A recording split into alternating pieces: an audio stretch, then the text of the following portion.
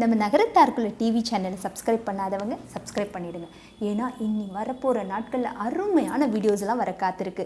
அதெல்லாம் நீங்கள் miss பண்ணக்கூடாதுல. So கண்டிப்பாக எல்லாரும் சப்ஸ்கிரைப் பண்ணிடுங்க. ஓகேவா?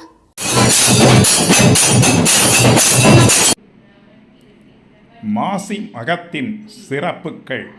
மாசி மகம் என்பது மாசி மாத பௌர்ணமியுடன் கூடி வரும் மக நட்சத்திர நாளாகும். இது இந்துக்களால் கொண்டாடப்படும் ஒரு சிறப்பான நாளாகும்.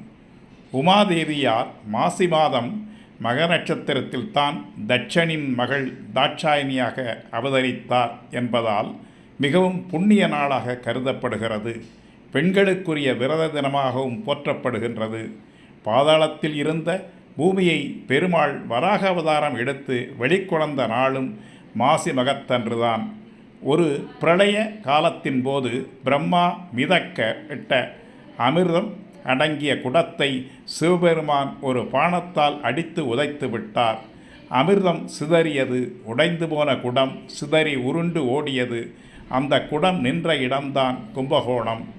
மகத்தன்று குடந்தையில் உள்ள மகாமக தீர்த்தத்தில் 12 நதிகளும் மக்கள் செய்த பாவச்சுமைகளை அகற்றி புனிதம் பெற மகாமக குளத்தில் நீராடுவதாக ஐதீகம். கும்பராசியில் சூரியன் இருக்கும்போது சந்திரன் சிம்மராசியில் மக நட்சத்திரத்தில் சஞ்சாரம் செய்வார். இந்நாளே மாசி பௌர்ணமியுடன் கூடிய மாசி மகமாக கொண்டாடப்படுகின்றது. ஆண்டுதோறும் மாசி மகம் கும்பகோணத்தில் மிகச் சிறப்பாக கொண்டாடப்படுகின்றது. பிற தலங்களில் செய்த பாவம் காசியில் தீரும். காசியில் செய்த பாவம் கும்பகோணத்தில் நீங்கும். சிவன், விஷ்ணு, பிரம்மா என முப்பெரும் தெய்வங்களுக்கு உகந்த இந்த நன்னாள் மாசி மகம் தோஷம் நீக்கும் புண்ணிய நாளாக கருதப்படுகின்றது. இந்நாளில் புண்ணிய ஸ்தலங்களை தரிசிப்பதும் புண்ணிய நதிகள் தீர்த்தங்களில் நீராடுவதும் பாவங்களை போக்கும் என்பது ஐதீகம்.